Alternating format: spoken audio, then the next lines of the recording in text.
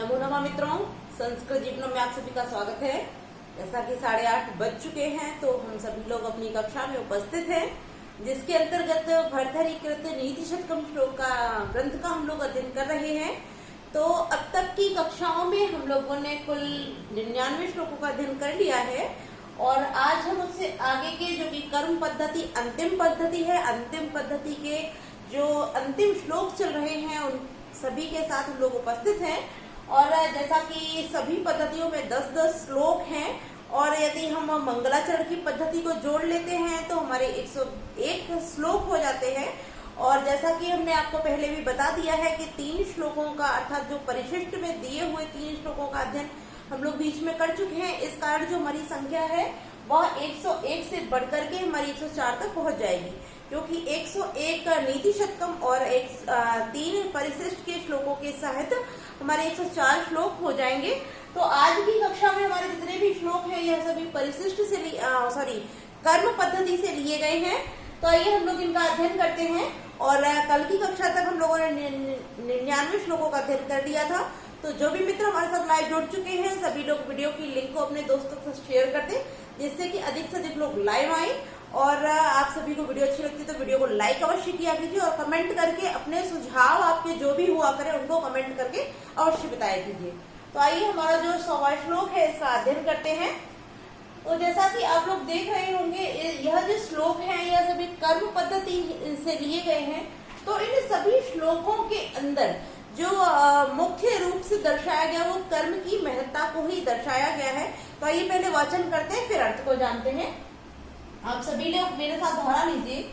स्थाल्याम वैदुर्मय्याम पचति तिलक कड़ार चांदनय रेंद नौधे सौवर्ण लांगूलाग्रय विलिखते वसुधाम अर्क मूलस्य हेतो कृत्वा कपूर खंडान। यहाँ कपूर पे रा रह गया है, इसको चढ़ाए। कपूर खंडान वृत्तिमिहि कुरुते गोत्रवाणाम समन्तात प्राप्येमा कर्म भूमि न चरति मनुजो यस तपो मंद भागः। अब देखते हैं इसके अर्थ को। तो यदि हम अर्थ ऊपर से ही निकालने लगेंगे तो अर्थ तो निकल आएगा, किंतु जो उसका अन्वय है यदि हम अन्वय के अनुसार अर्थ को निकालेंगे तो अच्छे से क्लियर हो जाएगा। तो हम अन्वय के अनुसार जो इसका अर्थ देखेंगे वहाँ अंतिम पंक्ति से देखते हैं। तो यहाँ दिया हुआ है यस तपो। तो यस तपो जब हम इसको संधि विच्छेद करेंगे तो यह धन तप हो जाएगा। तो यह धन तप अर्थात विसर्ग संधि हो जाती है।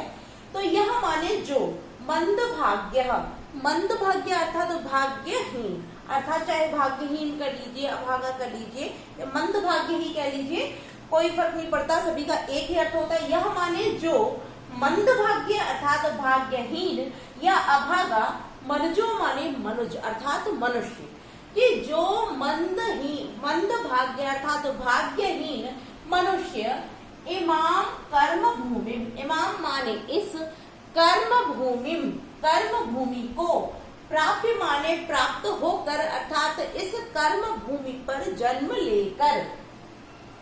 अब रह गया था हमारा तपह माने तप को, ना चरती तप का आचरण नहीं करता है या तप का चरण नहीं करता है।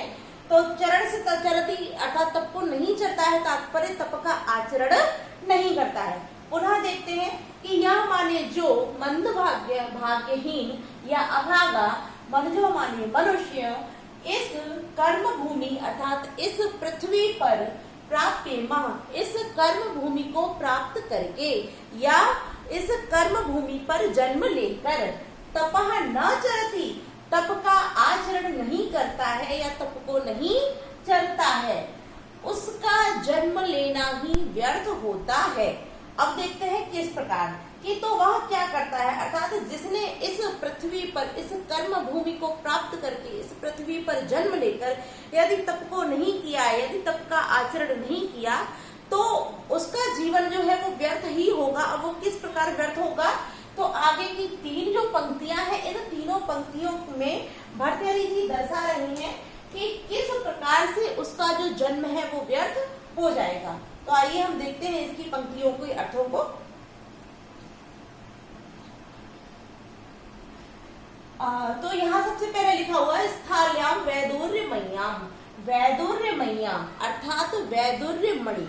अगर वैदुर्यमणि को आप अच्छे से समझ नहीं पा रहे तो वैदुर्यमणि अर्थात तात्पर्य हो गया मरकत मणि, जो बहुत ही अधिक मूल्यवान होती है, बहुमूल्य रत्नों में से एक होती है। ऐसी मरकत मणि से बनी स्थाल्याम माने पतीली में, पचती माने पकाता है, तिलकड़ान। तिलकड़ान तिल के कणों को अर्थात तिल के टुकड़ों को। अब किससे कि चांदनई इंद्रनौधे, अर्थात जैसे कि आपने देखा होगा कि आज के समय से पूर्व जब भी भोजन इत्यादि कुछ पकाया जाता था तो चूल्हे के ऊपर पकाया जाता था, तो चूल्हे को जलाने के लिए नीचे लकड़ी इत्यादि का ईंधन लगाया जाता था। तो जब वह तिल कणों को पका रहा है तो उसके लिए कोई ना कोई ईंधन भी होगा। तो कह रहे हैं कि चांदनी अर्थात चंदन के इंधनौदे, चंदन की लकड़ी के ईंधन से तिल कणों को पचती माने पकाता है। कि जो मनुष्य, जो अभागा मनुष्य इस पृथ्वी पर जन्म लेकर के तप के कर्म को नहीं करता है, उसका जन्म उसी प्रकार व्यर्थ है जिस प्रकार वह मरकत मणि से बनी क्या पतीली में, स्थाल्याम माने पतीली में चंदन के लकड़ी के ईंधन से तिल कणों को पकाता है। आगे कह रहे हैं कि अर्क मूलस्य, अर्क अर्क कहते हैं आक, आक के और मूल माने होती है जड़, कि आक की जड़ के हेतु या जड़ के लिए, आक की जड़ के लिए सौवर्णई, सौवर्ण अर्थात सोने से निर्मित लांगूल अग्रभागे, लांगूल आग्रही, लांगूल अर्थात हल के, आग्रही माने अग्रभाग से वसुधाम विलिखती, वसुधाम माने पृथ्वी को, विलिखती माने जोतता है। कि वह आक की जड़ के कारण या जड़ के लिए, जड़ के हेतु सोने से बने हल के अग्रभाग से पृथ्वी को जोतता है। अब यहाँ अगला हम देखते हैं, अगला क्या कहा है कि कर्पूर खंडान कृत्वा, कपूर अर्थात कपूर के खंड माने टुकड़े टुकड़े, कृत्वा माने करके, के कपूर के टुकड़े टुकड़े करके समन्तात चारों ओर कोत्रवाणानाम, कोत्रवाणाम, कोत्र अर्थात कोनों और वाणा कहते हैं सावा। ये जैसे हम लोग सवा इत्यादि के चावल इत्यादि जो भी होते हैं वो हम लोग नहीं जानते हैं। तो जैसा कहा गया था कोदों उगा रहा है, क्या उगा रहा, कोदों उगा रहा है, तो वही कहा गया कि कोत्रवाणाम, कोदों और सांवा के खेत में वृत्ति में ही कुड़ते, वृत्ति में ही अर्थात बाढ़ लगाता है, बाढ़ से तात्पर्य घेरा बनाता है। अब पुनः इसके अर्थ को देखते हैं। यहाँ क्या कहा जा रहा है कि जिस मनुष्य ने इस पृथ्वी पर जन्म लिया, इस पृथ्वी को प्राप्त किया, किंतु यहाँ तप के आचरण को नहीं करता है, अपने कर्मों से, तप के कर्मों से इस पृथ्वी को धन्य नहीं करता है, तो उसका जन्म किस प्रकार से व्यर्थ है। तो यहाँ ऊपर की तीनों पंक्तियों में यह क्लियर कर रहे हैं कि कैसे व्यर्थ है। कि जैसे वैदुर्य मणि अर्थात जो मरकत मणि होती है, जो कि अत्यंत बहुमूल्य मणि होती है, ऐसी बहुमूल्य से बनी हुई पतीली में और किससे, चंदन की लकड़ी के ईंधन से मानो तुच्छ तिल कणों को पका रहा है।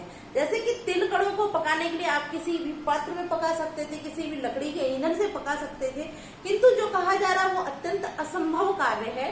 तो ऐसा होना ही संभव नहीं है। तो क्या हो रहा है, जिस प्रकार आप चंदन की महत्ता को निम्न कर रहे हैं और आप वैदुर्य मणि, मरकत मणि की जो बहुमूल्यता है उसको तुच्छ कर रहे हैं, क्योंकि उसके लिए, किसके लिए, आप तिल कणों को पकाने के लिए, यानी कि जो कि कोई महत्व नहीं रख रहे हैं, ऐसी महत्वहीन वस्तु के लिए आप इतनी बहुमूल्य वस्तुओं को खो रहे हैं, तो आपका जीवन ही व्यर्थ है।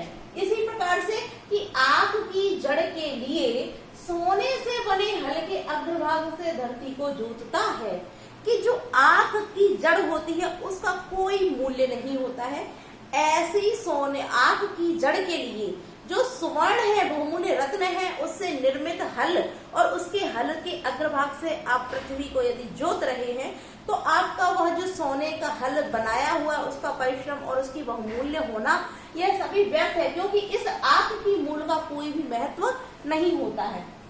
इसी प्रकार आगे कहते हैं कि कपूर के टुकड़े टुकड़े करके और चारों ओर क्या कर रहा है, आड़ लगा रहा है, अर्थात उसके लिए घेरा बना रहा है। तो वह भी क्या है, कपूर अत्यधिक मूल्यवान होता है, किंतु जो कोनो इत्यादि होती है, जैसे कि हम लोग ऐसे ही कहावत में भी बोल देते हैं, तो इसका कोई भी मूल्य नहीं होता। ऐसी वस्तुओं के लिए वह मूल्य कपूर को भी खो रहा है। तो यही कहा गया है कि जिस मनुष्य ने अपने जीवन में तप नहीं किया, उसका जन्म लेना ही व्यर्थ है। जिस प्रकार से यहाँ बहुमूल्य रत्नों की मूल्यता इन सभी को तुच्छ वस्तुओं के साथ तुलना अर्थात तुच्छ वस्तुओं के लिए खो रहा है, उसी प्रकार से इस मनुष्य के जीवन को और इस पृथ्वी को प्राप्त करके वह तप का आचरण न करते हुए खो रहा है। तो मुझे उम्मीद है कि जो हमारा अर्थ है वो स्पष्ट हो गया होगा। तो आइए अब देखते हैं यहाँ हम प्रश्नों को। तो वैसे तो कुछ खास प्रश्न नहीं होते हैं, यही हो जाते हैं कि जो मनुष्य मंदभाग्य अर्थात अभागा मनुष्य है, उसका जन्म लेना क्यों व्यर्थ है। तो इनमें से कोई भी पंक्ति देकर आपसे पूछ सकते हैं, तो आप लोग पंक्तियों को ध्यान रखिएगा और अन्य कोई महत्वपूर्ण प्रश्न नहीं होता है। तो आइए अब देखते हैं हम इसकी व्याकरणिक टिप्पणियों को। तो आइए व्याकरणिक टिप्पणियां देख लेते हैं। तो सबसे पहले हमारा यहाँ जो लिखा हुआ है स्थानल्याम आप देख रहे हैं सप्तमी विभक्ति में दिया गया है और वैदुर्य मैया, यहाँ पर भी सप्तमी विभक्ति ही है, किंतु यदि वैदुर्य मैया की बात करें तो इसमें हम इसकी व्याकरणिक टिप्पणी देख लेते हैं। तो इसमें वैदुर्य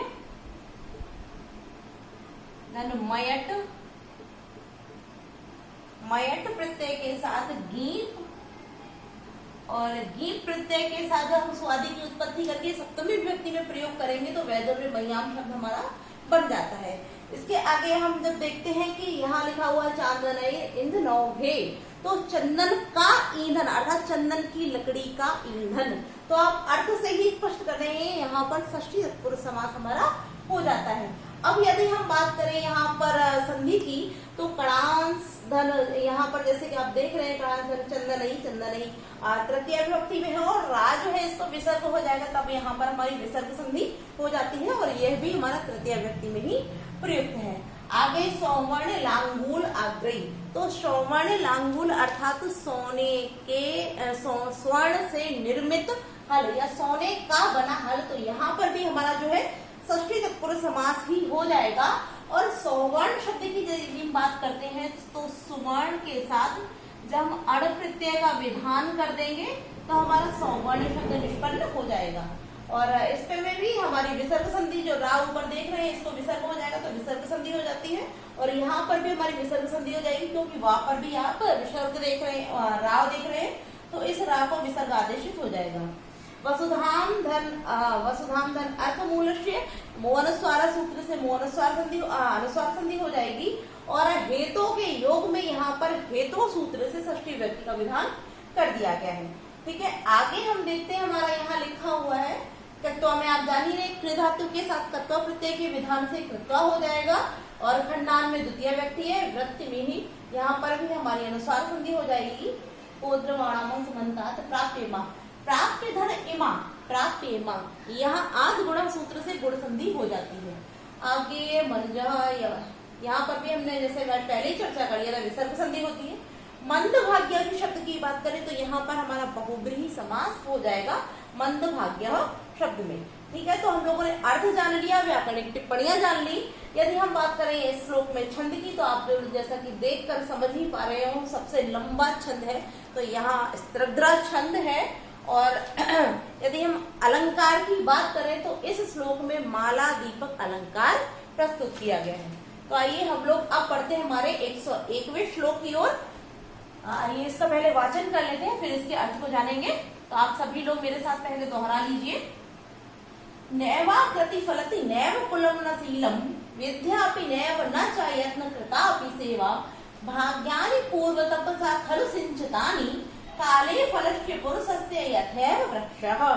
अब यहाँ पर भी एक दृष्टांत अर्थात उपमा देते हुए भर्तृहरि जी बताते हैं कि किस प्रकार से मनुष्य के जो पूर्व जन्म में किए हुए कर्मों के पुण्य होते हैं वह समय आने पर मनुष्य को फल प्रदान करते हैं। तो आइए अर्थ से जानते हैं कि ना माने नहीं एवं माने ही, तो नैव क्या हो जाएगा नहीं, अर्थात ना ही।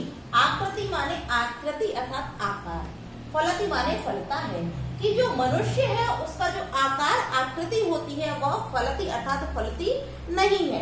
नैव माने नहीं, आकृति माने आकार, फलति माने फल, कि ना ही तो मनुष्य का जो आकार या आकृति होती है वह उसको फल प्रदान करती है। नैव कुलम, और ना ही कुल, कुल तात्पर्य वंश, न शीलम, ना ही शील फल देता है। विद्यापि नैव, और चा दिया तात्पर्य और, ना माने नहीं, एव माने ही, कि ना ही विद्या अपि माने भी, और ना ही विद्या फलति माने फलती है। आगे कह रहे हैं कि च माने और, यत्न कृतापि सेवा, और यत्न पूर्वक कृता माने की गई, अपि माने भी, सेवा माने सेवा, अर्थात प्रयत्न पूर्वक की गई सेवा भी नहीं फलती है।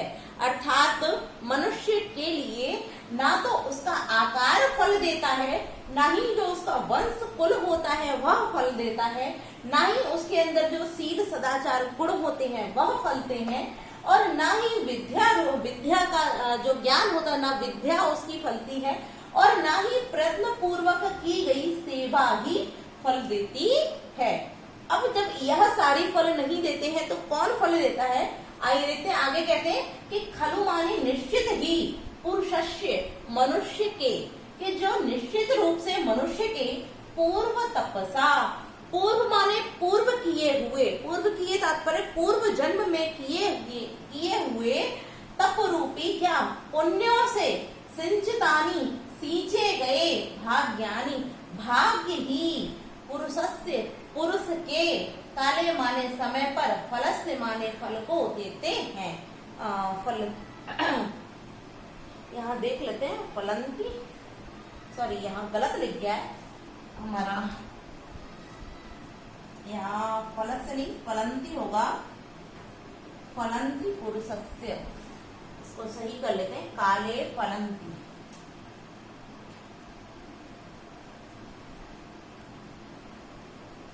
काले फलंती हो जाए, काले फलंती पुरुषस्य यथैव वृक्षा। तो यहाँ कह रहे हैं कि निश्चित रूप से मनुष्य के जो पूर्व जन्म में किए हुए तपों से एकत्रित क्या जो उसके पुण्य होते हैं, और उन पुण्यों से सिंचित सींचे गए जो भाग्य होते हैं, वही काले माने समय आने पर, फलंती माने फलते हैं, वही मनुष्यों को फल देते हैं।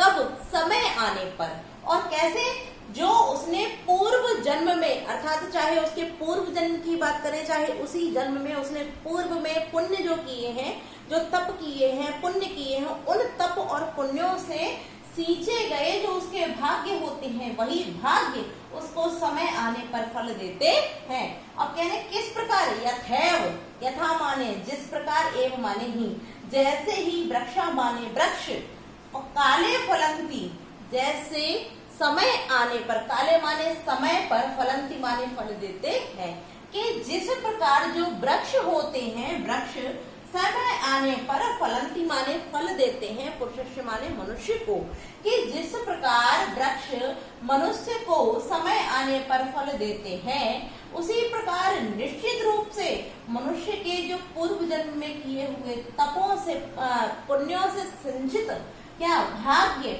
समय आने पर मनुष्य को फल देते हैं। पुनः देख लेते हैं अर्थ को। यहाँ कह रहे हैं कि नैवाकृति फलती, ना ही आकृति माने मनुष्य की जो आकार होता है, आकृति होती है वह फलती है, ना ही उसका वंश फल देता है, ना ही उसका शील सदाचार उसको फल देता है, ना ही विद्या फल देती है, और ना ही प्रयत्न पूर्वक की गई सेवा भी फलती है। अर्थात इनमें से कोई भी मनुष्य को फल नहीं देता है। तब निश्चित रूप से मनुष्य के पूर्व जन्म में किए हुए तपों से सिंचित या पुण्यों से सिंचित जो भाग्य होते हैं, वह भाग्य समय आने पर उस मनुष्य को फल देते, फलंती माने फलते हैं, अर्थात उस मनुष्य को फल देते हैं। जिस प्रकार, यथैव माने जिस प्रकार, वृक्षा जिस प्रकार वृक्ष फलते हैं, उसी प्रकार से वह उसके पूर्व जन्म के गुणों से सिंचित, पुण्यों से सिंचित जो उसके भाग्य होते हैं, वह मनुष्य को फल प्रदान करते हैं।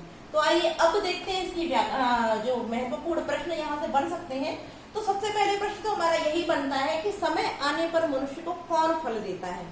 तो पूर्व तपसा सिंचितानि भाग्यानि, अर्थात पूर्व जन्म में किए हुए तप या पुण्यों से सिंचित जो भाग्य होते हैं वही समय आने पर मनुष्य को फल देते हैं। अब प्रश्न दूसरा यहाँ बन सकता है कि कौन कौन मनुष्य को फल नहीं देते हैं, अर्थात भाग्यों के अतिरिक्त मनुष्य को कौन फल नहीं देता है।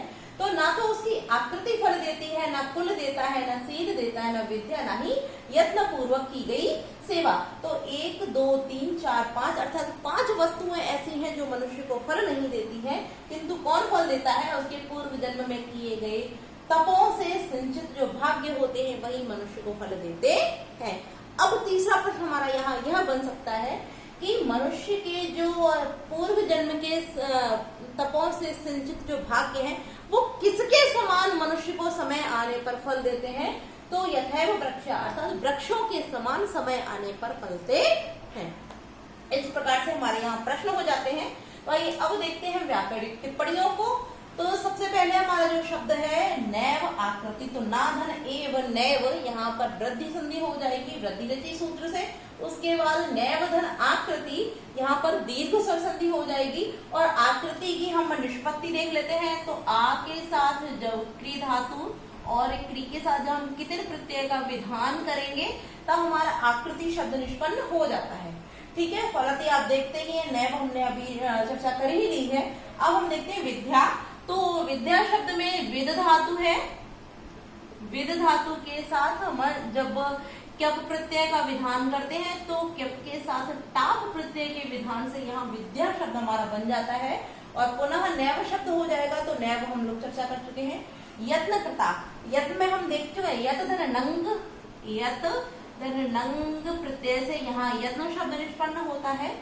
और कृता की बात करें तो इसमें क्री के साथ जब हम कित प्रत्यय का विधान करेंगे और कृत के साथ भी टाप प्रत्यय के विधान से हमारा कृता शब्द निष्पन्न हो जाता है। भाग्यानी इसमें कुछ है नहीं। आगे जो हमारा पूर्व तपसा, तो पूर्व तपसा पूर्वम तत् तपः, तब यहाँ पर पूर्व तपसा में कर्मधारय समास हो जाता है। और खलु सिंचितानि, जैसा कि यहाँ पे दोनों आएगी, काले में सप्तमी विभक्ति हो जाती है, फलंती बहुवचन की क्रिया हो जाएगी, पुरुष से षष्ठी विभक्ति है, यथैव यथा धन एव यथैव, यहाँ पर भी हमारी वृद्धि संधि हो जाएगी। और वृक्षा जैसे कि आप देख ही रहे प्रथम पुरुष बहुवचन में प्रयुक्त किया गया, सॉरी प्रथम पुरुष नहीं प्रथमा व्यक्ति बहुवचन में। ठीक है, तो इस प्रकार से यहाँ हमारी व्याकरणिक टिप्पणियां हो जाती हैं। अब हम बात करते हैं इस श्लोक में छंद की। तो इस श्लोक में वसंत तिल का छंद है। और यदि हम अलंकार की बात करें तो जैसा कि आप यहाँ देख रहे हैं यथैव वृक्षा, वृक्ष के साथ उपमा देने के कारण इस श्लोक में अर्थात इन नीचे वाली दोनों पंक्तियों में उपमा अलंकार हो जाता है। इस प्रकार से इसकी व्याकरणिक टिप्पणियां हैं। तो आइए अब देख लेते हैं हमारा जो अंतिम श्लोक बचा हुआ है आज की कक्षा में, हमारा जो 102 श्लोक, उसकी भी चर्चा कर लेते हैं।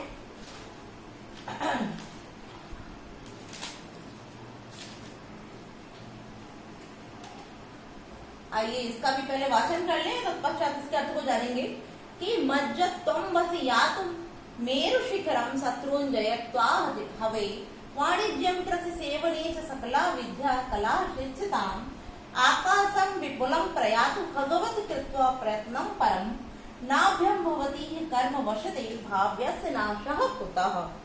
अब इस श्लोक में भी भर्तृहरि जी कह रहे हैं कि जो कर्म होते हैं अर्थात जो होना है वह तो निश्चित है और वह होगा ही, जो नहीं होना है वह नहीं होगा। अर्थात आप ऐसा चाहें, आप ऐसा सोचें कि हमने यह कार्य किया तो ऐसा हो गया और यदि ऐसा नहीं करते तो ऐसा नहीं होता, तो यह सोचना एकदम गलत है। क्योंकि जो होना होता है वह होगा और जो नहीं होना होता है वो नहीं ही होगा।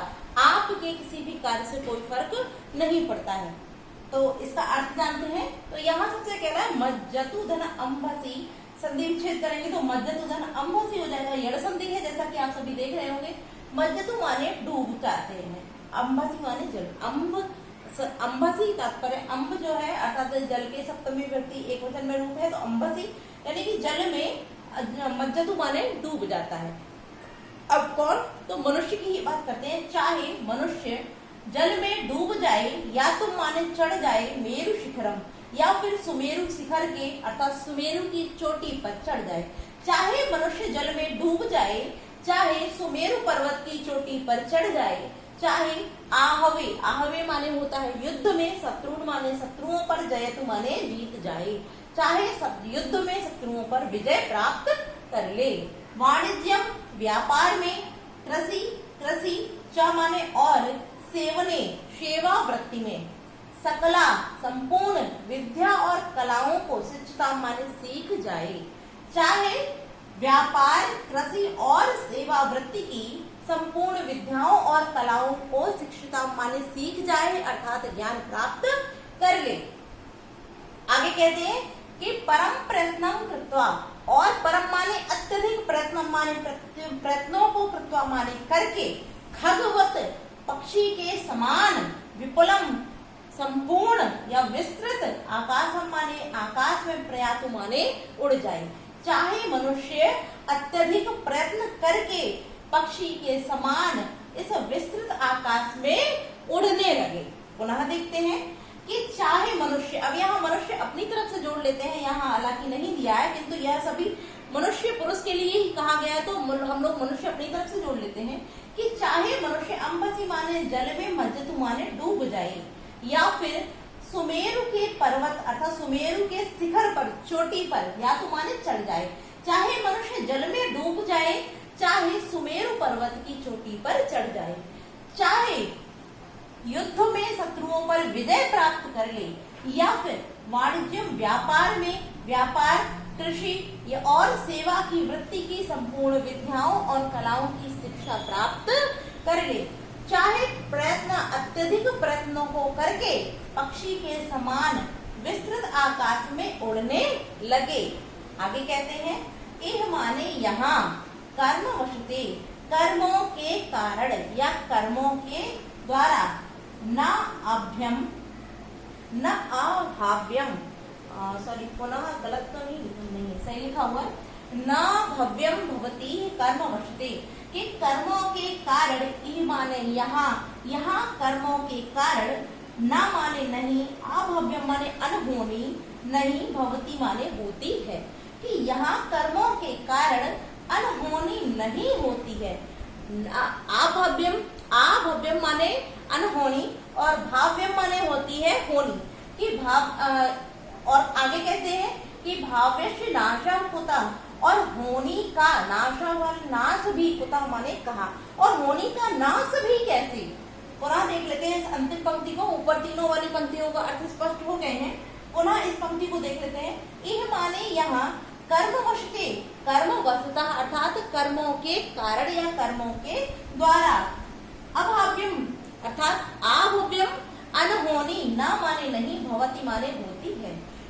जब भवती धन ई भवती ही हो गया, दीर्घ स्वर संधि है जैसा कि आप देख रहे होंगे, तो भवती माने होती है, ना माने नहीं, कि कर्मों के कारण यहाँ, ई माने यहाँ पर अनहोनी नहीं होती है, तब होनी का नाश कुतः माने कहा, तब होनी का नाश कैसे हो सकता है। ऐसा सोचा जाए कि जो कर्म हमने किए इनके कारण हमारे साथ ऐसी अनहोनी हो गई, तो ऐसा नहीं है, जो आप अच्छे कर्मों को कर रहे हैं उनसे अनहोनी कैसे हो सकती है, नहीं होती है, तब जो होनी है उसका नाश भी कैसे हो जाएगा। यदि आप सुकर्म करेंगे, अच्छे कर्म करेंगे, तो आपके साथ अनहोनी भी नहीं होगी, तो जो होनी है अर्थात आपके लिए अच्छा होना है, उसका नाश भी कुतः माने कहा, उसका नाश भी कैसे हो सकता है। पुनः देख लेते हैं कि चाहे मनुष्य जल में डूब जाए, चाहे सुमेरु पर्वत के शिखर पर चढ़ जाए, युद्ध में शत्रुओं पर विजय प्राप्त करे, व्यापार कृषि और सेवा वृत्ति की संपूर्ण विद्या और कलाओं को जान ले, अत्यधिक प्रयत्न करके पक्षी के समान विस्तृत आकाश में उड़ने लगे, यहाँ पर कर्मों के कारण अनहोनी नहीं होती है, तो होनी का नाश भी कुतः माने कैसे अर्थात कहाँ होगा। तो इस प्रकार से यहाँ अर्थ स्पष्ट हो जाता है। और वैसे देखा जाए तो कोई प्रमुख यहाँ पर प्रश्न नहीं बनते हैं, यही एक दो प्रश्न बन सकते हैं कि यदि पूछा जाए कि कर्मों के कारण क्या नहीं होता है, तो अनहोनी नहीं होती है, और क्या नहीं हो सकता है, तो होनी का नाश भी नहीं हो सकता है। अन्य कोई प्रश्न नहीं बनता है, तो आइए व्याकरणिक टिप्पणियों को देख लेते हैं। तो सबसे पहले जैसे यहाँ हम लोगों ने देख लिया मज्जतु धन अंभसी यड़ संधि है, और ऐसे ही यहाँ पे शत्रुन जयतु धन आहवे, यहाँ पर भी हमारी यड़ संधि हो जाती है। वाणिज्यम शब्द की बात करें तो यहाँ वणिक धन, वणिक के साथ हम जब शेष प्रत्यय का विधान कर देंगे तो यहाँ वाणिज्यम शब्द बन जाता है। और कृषि की बात करें तो कृषि के साथ जब हम इन प्रत्यय का विधान करेंगे, इन प्रत्यय, तो हमारा कृषि शब्द निष्पन्न हो जाता है। आगे बात करते हैं हम, हमारा लिखा हुआ है अन्य कुछ नहीं है महत्वपूर्ण, भगवत तो प्रत्यय है, आप देख ही रहे हैं, कृत्वा में एक धातु के साथ कृत्वा प्रत्यय है।